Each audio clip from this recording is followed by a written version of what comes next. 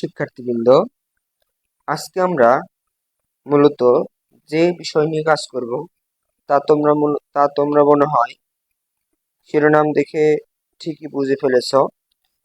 হ্যাঁ, আজকে তুমি যা ভাবছো ঠিক তাই, ওইরকম একটা বিষয় নিয়ে আলোচনা করব যা তোমাদের অত্যন্ত উপকারে আসবে।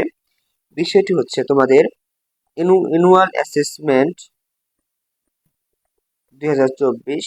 এই পরীক্ষাতে যে সকল বিষয় অর্থাৎ যে সকল অধ্যায় থেকে তোমাদের কোশ্চেন হবে ইংরেজি সাবজেক্টে, সে সকল বিষয় নিয়ে মূলত আজকে আমরা কাজ করব।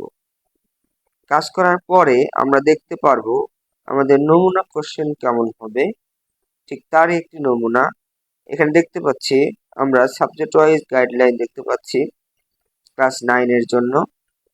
আমরা এখানে দেখতে পাচ্ছি সিলেবাস ফর অ্যানুয়াল এক্সামিনেশন 2024।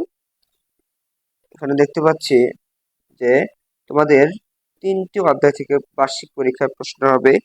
সেই 3টি অধ্যায় হচ্ছে দ্য আর্ট অফ এক্সপ্রেশন কম্পারিসনস, অর্থাৎ 53 থেকে 60 পেজের মধ্যে একটা অধ্যায় আছে তোমাদের। এই অধ্যায় থেকে প্রশ্ন হবে। এরপরে বলা আছে ইমাজিনেশনস, এই অধ্যায় থেকে প্রশ্ন হবে। এরপরে বলা আছে a journey through the explanatory text. মূলত এই 3টি অধ্যায় থেকে তোমাদের পরীক্ষায় আসার সম্ভাবনা আছে, অর্থাৎ বার্ষিক পরীক্ষায় তোমাদের এই 3টি অধ্যায় থেকে প্রশ্ন হবে।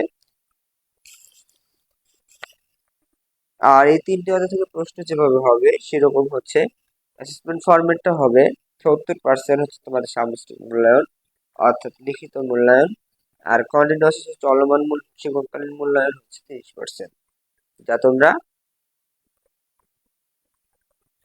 ক্লাসে হয়তো জেনে থাকবে।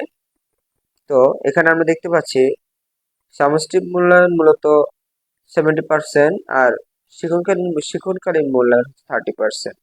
তো তোমাদের নমুনা কোশ্চেন এরকম হবে, অর্থাৎ কোশ্চেনে মার্ক ডিস্ট্রিবিউশন যেরকম হবে তোমরা দেখতেই পাচ্ছ।